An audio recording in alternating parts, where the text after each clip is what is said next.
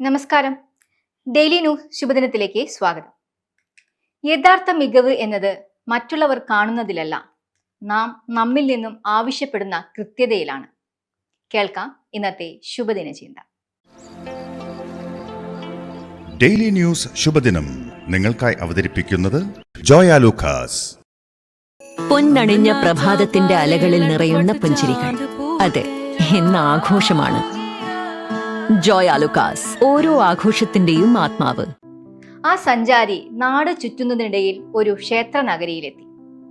അവിടെ ഒരു ശില്പി കരിങ്കല്ലിൽ ഒരു വിഗ്രഹം കൊത്തിയുണ്ടാക്കുന്നുണ്ടായിരുന്നു. വിഗ്രഹത്തിന്റെ നിർമ്മാണം ഏതാണ്ട് പൂർത്തിയായി കഴിഞ്ഞു. അപ്പോഴാണ് അതിനടുത്തായി മറ്റൊരു വിഗ്രഹം സഞ്ചാരിയുടെ ശ്രദ്ധയിൽപ്പെട്ടത്. ഒരേപോലെയുള്ള ഈ രണ്ട് പ്രതിമകളും ഇവിടെ സ്ഥാപിക്കാനുള്ളതാണോ? സഞ്ചാരി ശില്പിയോട് ചോദിച്ചു. ശില്പി പറഞ്ഞു, ഒരു വിഗ്രഹമാണ് ആവശ്യപ്പെട്ടിട്ടുള്ളത്. എന്നാലും ആദ്യം നിർമ്മിച്ച വിഗ്രഹത്തിന്റെ അവസാന മിനുക്കുപണി നടക്കുമ്പോൾ ഒരു പിഴവ് പറ്റി. അതിനാലാണ് മറ്റൊരു വിഗ്രഹം നിർമ്മിക്കുന്നത്. സഞ്ചാരി കുറേ നേരം രണ്ട് പ്രതിമകളെയും നോക്കി. ഒരേപോലെയുള്ള പ്രതിമകൾ. എവിടെയാണ് പിഴവ് പറ്റിയതെന്ന് അയാൾക്ക് കണ്ടുപിടിക്കാനായില്ല. അവസാനം ശില്പിയോട് തന്നെ ചോദിച്ചു. ശില്പി പറഞ്ഞു, അതിന്റെ മൂക്കിൽ ഒരു പോറൽ പറ്റിയിട്ടുണ്ട്. സഞ്ചാരി പ്രതിമയുടെ മൂക്കിലേക്ക് ശ്രദ്ധിച്ചു നോക്കിയപ്പോൾ ശരിയാണ്, അവിടെ ഒരു പോറൽ പറ്റിയിട്ടുണ്ട്. ഈ പ്രതിമ എവിടെയാണ് സ്ഥാപിക്കുന്നത്?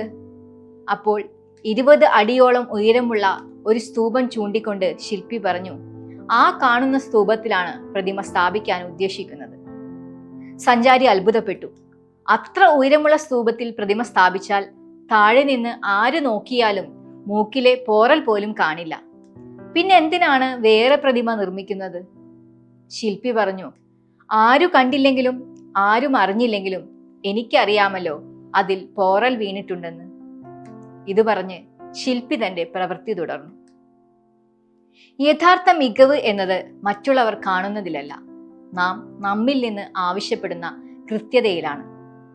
ജീവിതത്തിൽ ചെയ്യുന്ന ഓരോ കാര്യത്തിലും പൂർണ്ണതയും കൃത്യതയും പുലർത്തും.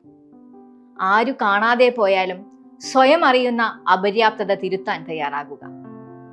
ശുഭദിനം. ഡെയിലി ന്യൂസ് ശുഭദിനം നിങ്ങൾക്കായി അവതരിപ്പിക്കുന്നത് ജോയ ലൂക്കാസ്.